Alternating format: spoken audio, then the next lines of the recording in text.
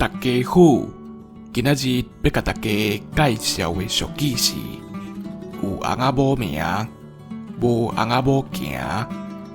古早时代，男女若要结婚，无像现代安尼讲爱先交往看咧，有感情做基础，才来讲亲情。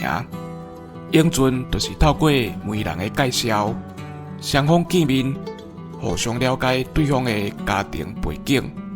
若无啥，基本就挺好结婚啊。大部分的人拢是结婚了后，才来豆豆培养感情的。